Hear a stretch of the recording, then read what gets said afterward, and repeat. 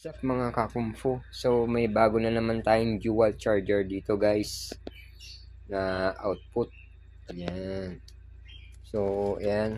So napaka-effective niya. Ayan, full charge na rin siya. Ayan. Ito, full charge siya guys. Andito, ito yung output na nakasaksak yung solar panel natin. Ayan. Ito yung pindutan niya na ginawa ko. Ayan yung ano natin. Yan, pinaka-supply natin. So, nandun yung panel board. So, malaki yun, guys. Yan. Yan, panel board na yan. Yan yun.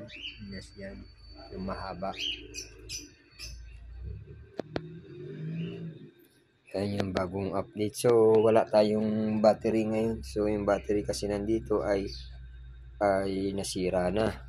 So, ang ginawa ko na lang is direct na lang po yan. Yan, direct na yan. Kasi ito na yung pampalakas ng ng currency ng tawag dito ng solar. Yan. Ito yung pwede mo rin siyang pahinaan kasi may dalawa siya dito. Pwede mo siyang pahinaan ng voltage, pwede mo rin palakasan. So 150 nakalagay dito, 150. 50 is equivalent to 300. Yan. So guys, so ayan na guys, nakita niyo nagcha-charge. So pag pinatay natin yan, wala na, mag-off. Ayan na, mag-off na, nag-umopen na, wala na yung senyales niya dyan. Pag binuksan natin ulit to, yan, gagana na siya.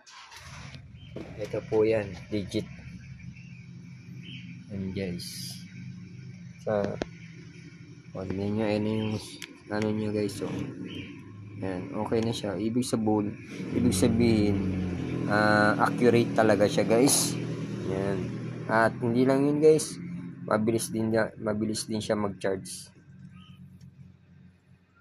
Mga ilang minuto lang kayo mag-aantay, wala pang isang oras, full charge na yung cellphone niyo guys. So maganda siya pag brown out guys. Hindi nyo na kailangan na mamblema kung meron kayong simpleng setup na ganito na katulad sa akin. So may sarili siyang switch. Yan, ginawan ko siya. Pag pinatay ko yan, automatically wala na. Ayan guys, wala akong ginagamit na kuryente. So ang kuryente natin is electricity na galing sa sinag ng araw. Kahit na wala siyang araw guys. So kasi alam mo naman ang panahon ngayon is mainit yung surrounding natin, kaya yun yung na-adapt nung solar, na-absorb niya, kaya yun may counting heat pa rin siya na dumadaloy dito sa natin, itong dual charger natin na output. Yan, bagong discover ko lang po yan guys sa TikTok.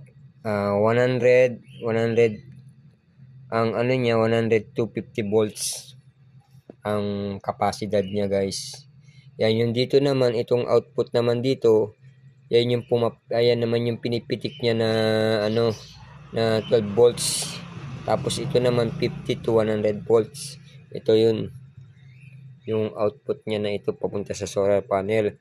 Kaya ang binabato niya is malakas na currency. Kaya fast charger siya na 47 to 16 volts. Ang katumbas din itong electric fan din to. 16 volts din siya. Yan.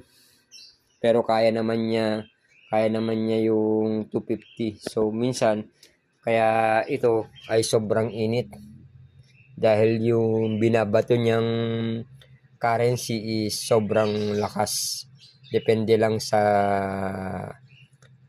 sa init ng panahon at harvest. Sige guys, paalam na po at maraming salamat sa inyo.